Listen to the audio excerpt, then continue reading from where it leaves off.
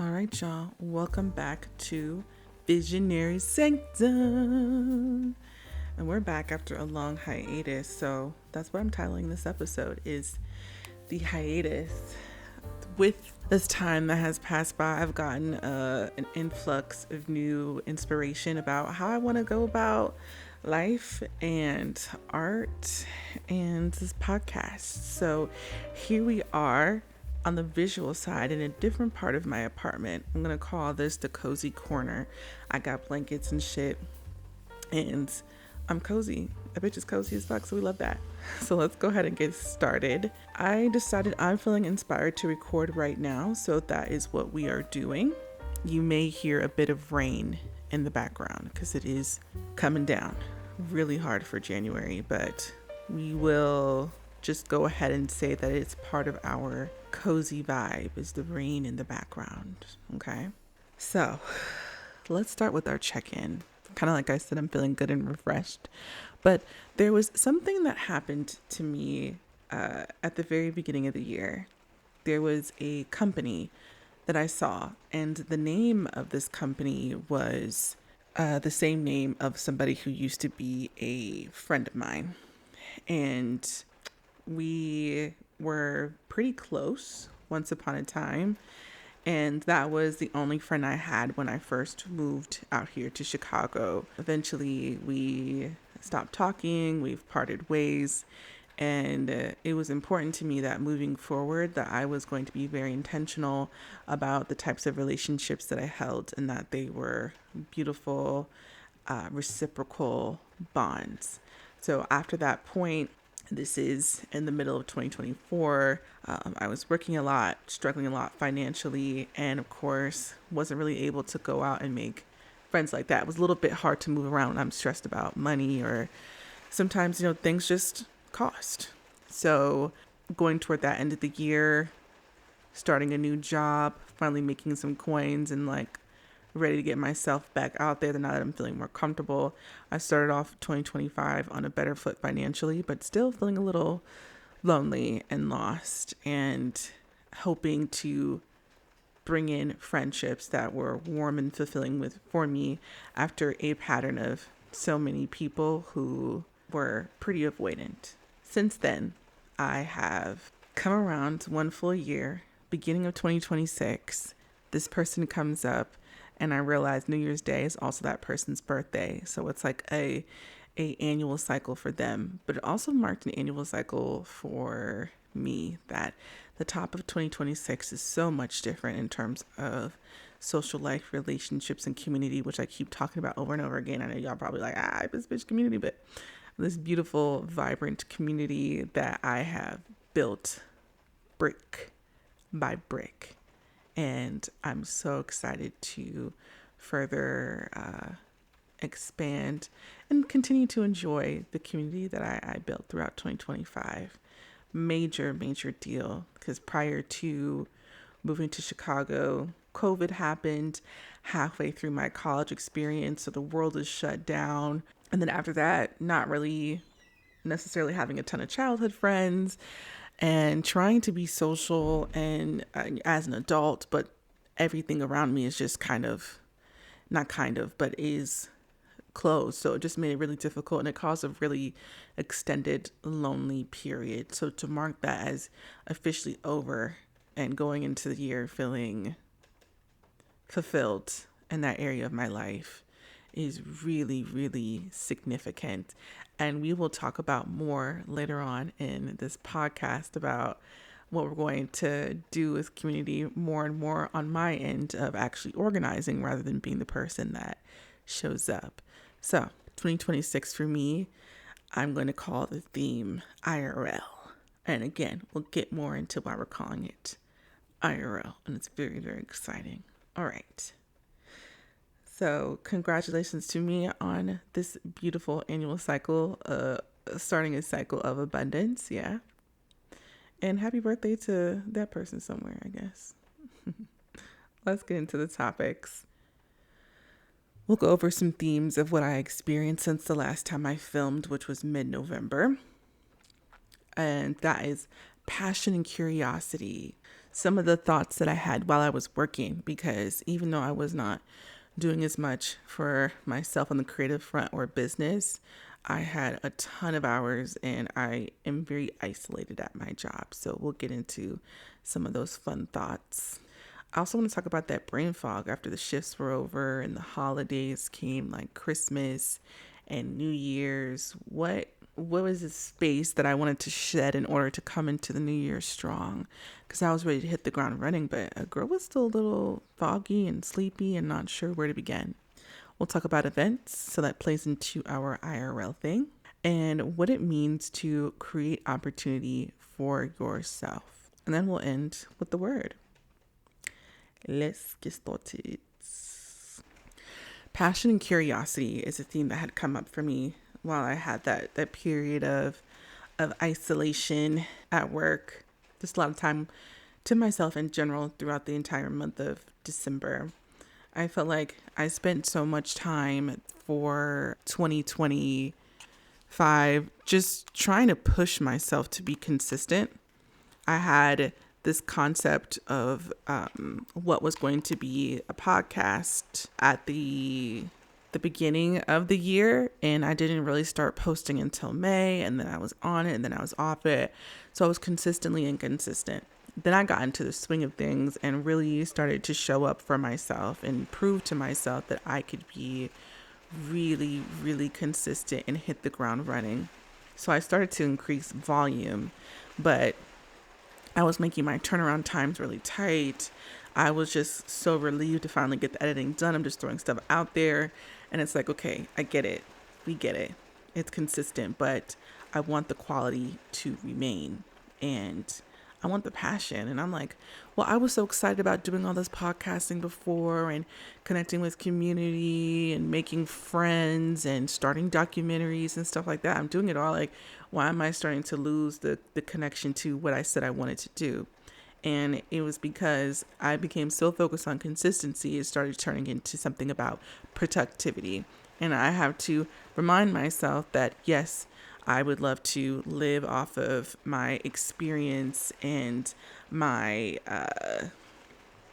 my creations. But even with that being said, I still need to have some passion behind it. It is art. I am an artiste. I'm a creative, and I want to responsibly tell a story, responsibly, live and have a roof over my head, and also still have the fun, the joy, that childlike joy and discovery behind those things. So that's something else that I'm prioritizing since I've already checked off that box of consistency. So moving forward with the podcast, the goal is just 2 episodes a month. There will not be a specific day. It won't be like a Tuesday or Wednesday anymore. It will not be bi-weekly. We're doing 2 a month. The documentaries, I'm increasing the turnaround time on that. I want to give even better quality stories, more depth, more environmental stuff. I have more equipment to make shooting in the field more of a robust, fun experience. And I'm very excited about that. And I think with taking time on the documentaries, with the fun people that I meet, it'll become even more of a passion project. I started shooting some stuff recently of someone you'll see coming up soon. And I really just enjoyed the intimacy of one camera. And I got a cool microphone to make environmental sound better. And it's also kind of some insight to my life as well, not just the person. And I love the idea of leaving behind an archive of all of these amazing people that I've experienced, and to leave behind this archive through my personal eye. So we're keeping the passion and the joy and the spark. And I definitely felt that spark when I started filming last night. Something else that had come up during the long break, I began to think a little bit more deeply about the person that I am and how my art is a reflection of me. And the truth is, I'm a very curious and inquisitive person naturally. And it comes up how do I get myself in these situations where I'm doing short documentaries on people that I've met and I don't necessarily know the best? And it springs from those conversations, and I've had some of those conversations prior to filming this, being in intimate gatherings, sitting next to someone but most of the time somebody just sitting next to me and they just start talking, asking those pressing questions about their life and what they do and what they love and who they love. And it's like I think it's something on my energy where people just feel really comfortable sharing these very intimate pieces of themselves and their lives. And next thing you know, they're pulling out their phone and showing me pictures and all that stuff. And I want for what I create in general to embody that, whether it's a podcast interview, whether it's a short doc, whether it is an event that I create, because like I said, the theme is IRL. So I'll be doing more gatherings and stuff in person and creating those beautiful experiences that I have for others. I think the other piece of passion and connection is while I was working all of those shifts, it was hitting me. I'm never in that place 40 plus hours a week because it's a part-time job. So I'm like part-time, like freelance / this gig. But for the holiday season, those hours really, really picked up a lot. And it was beating me down. It was killing my spirit. I'm like, girl, I was just here less than 12 hours ago. I was just here 10 hours ago. I got to wake up at this time and I got to leave at this time because it takes me this much time on, whatever way of transportation I'm using that day, whether it be drive, Uber, public transit, like whatever, right? I have to do all that. And it was really consuming. And then I'm spending this large amount of time in this space and it's starting to feel like a little bit of a time warp, like back in this again, back in here again, back in here again, back in here again. And I was kind of creating that pattern for myself of this constant like go, do with the lacking of the passion, but more so routine on myself. And I'm like, bro, I can't live like this. I just can't do this. So as soon as I have my time open back up and for me to continue to pursue my own projects, I need to do something that's fulfilling. Something else that I had pushed for post-COVID, trying to get a job after graduating, all that stuff, was really, really difficult. And I'm like, bro, if I am having this hard of a time getting up to do the same monotonous thing and I'm over it, I'm over this environment sometimes. While I was doing that routine over and over again, I was like, I really, really wanted this corporate role, knowing I don't like corporate culture, knowing that I don't want to do the same exact thing every day for 40 hours a week and go to the same environment, knowing I don't like that routine, knowing that it does wear me down, knowing that it does kill my inspiration. Maybe this is a dream or a thought that I just need to completely release and let go. I think I've talked about unorthodox lifestyles before on here and what it means to live a life of the road less traveled. And that is something that has definitely been a theme with me, the fool's journey on the road less traveled. And being in full acceptance of that while doing this very routine thing just made me completely let go of this whole corporate situation. I would love to work. I'm down to work. I'm down to make some money. I'm down to even have some corporate contracts. But I'm thinking that's what I'm leaning toward is just contract, gig work, consulting, stuff like that, and really using this brain power. So I'm figuring out how to package all of those things, and I'm at that point.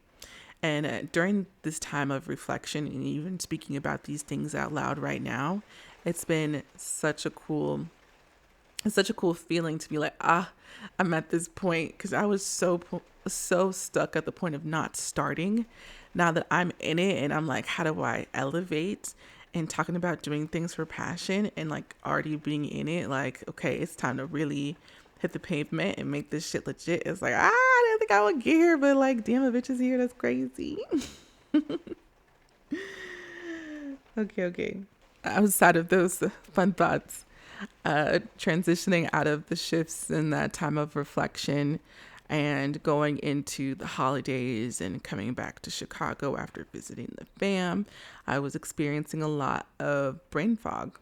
I realized this brain fog was coming from some unaddressed fear that was coming up in the form of like a wall or what felt like a energetic kind of wall, kind of in the way that I just described, as like I didn't think I would get here, or I spent so much time trying to start, like being in it. What do I do next?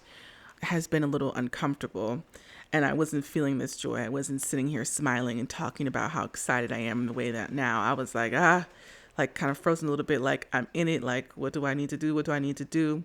And it wasn't a question of what do I need to do or not. I don't know. I do know what I want to do. I do know how I would like to go about it. It was just a fear of failure.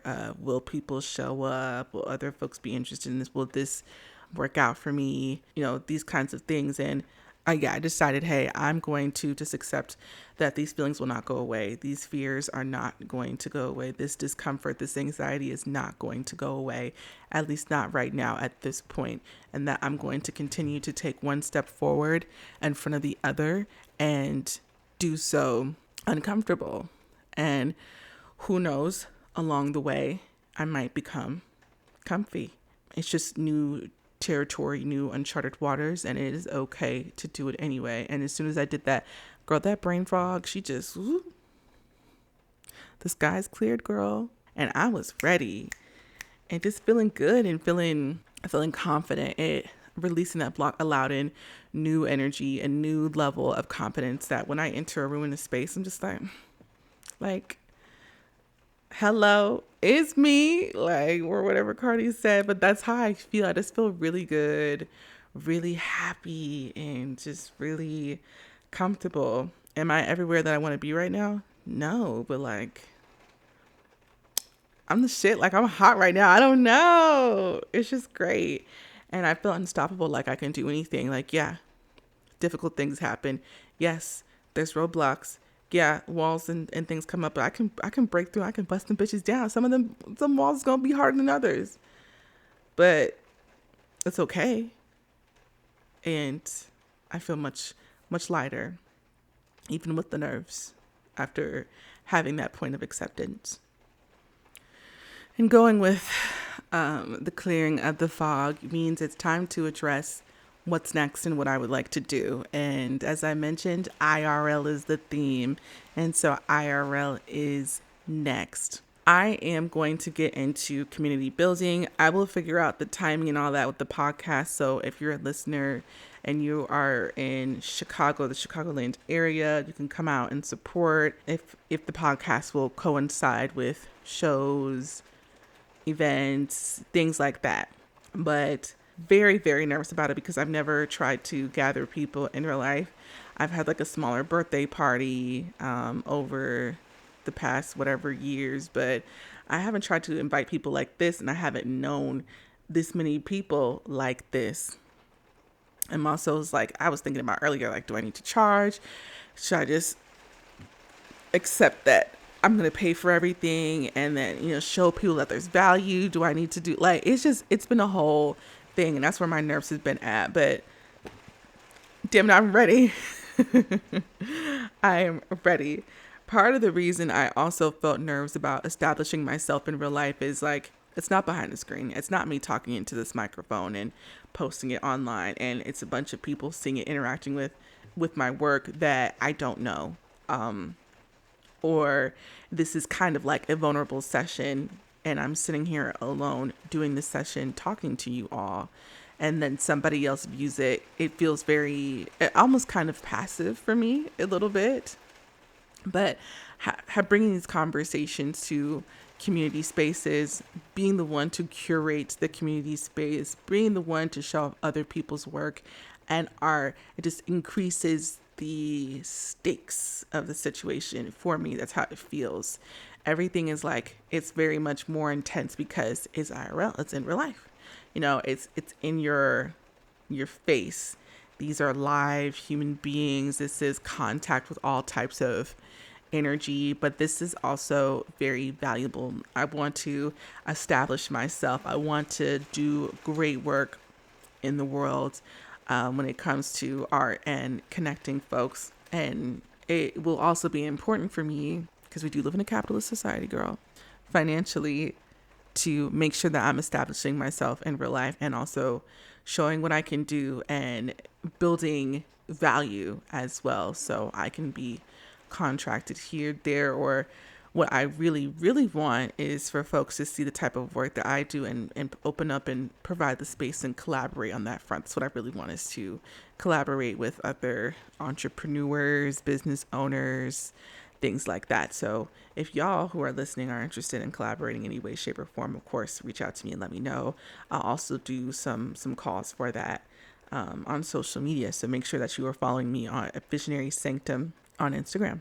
So something I also thought about, in addition to creating events in real life, is building a portfolio or creating experiences where I can add to my portfolio instead of spending so much time seeking opportunity. Now, I think seeking opportunity the traditional way, applying,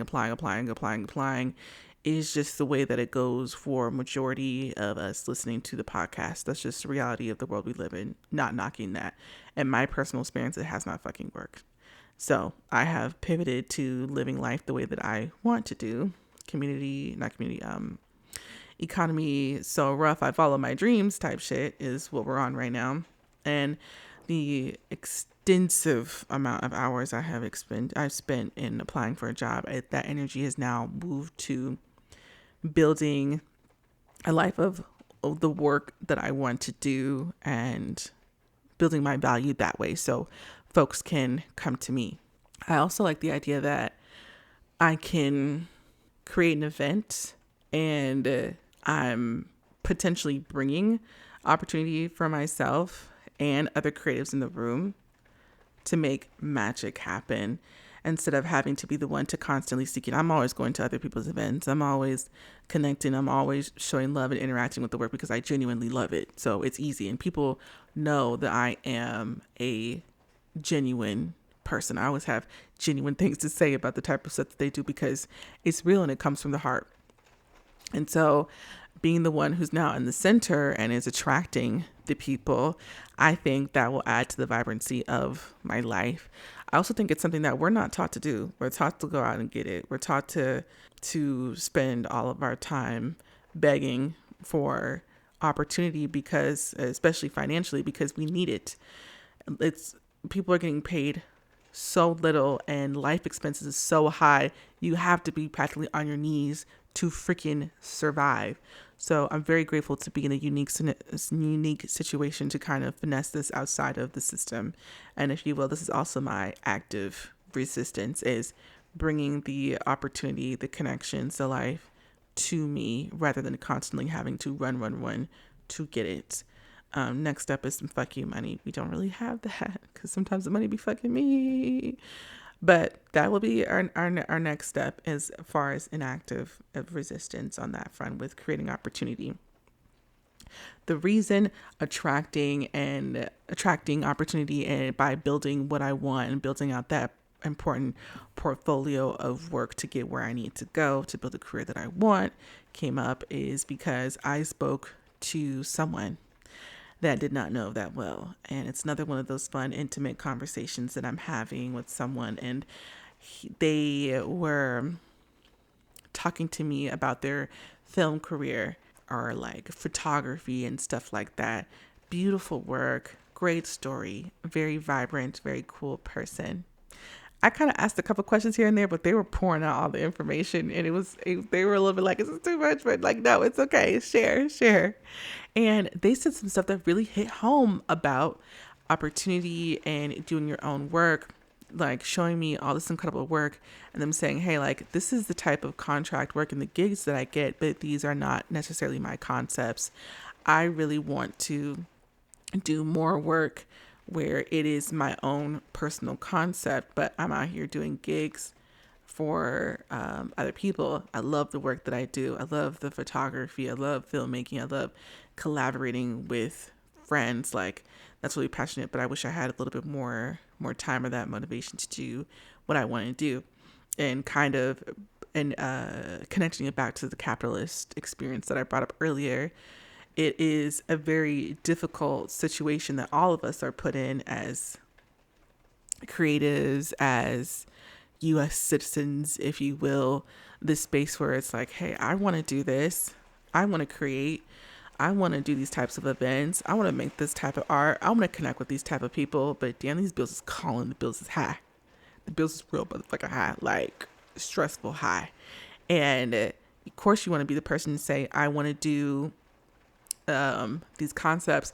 But then on the other side of the sword, it is that thing of, it is also a blessing to be booked and busy and doing gigs and contract work, even if it's not necessarily your specific concept.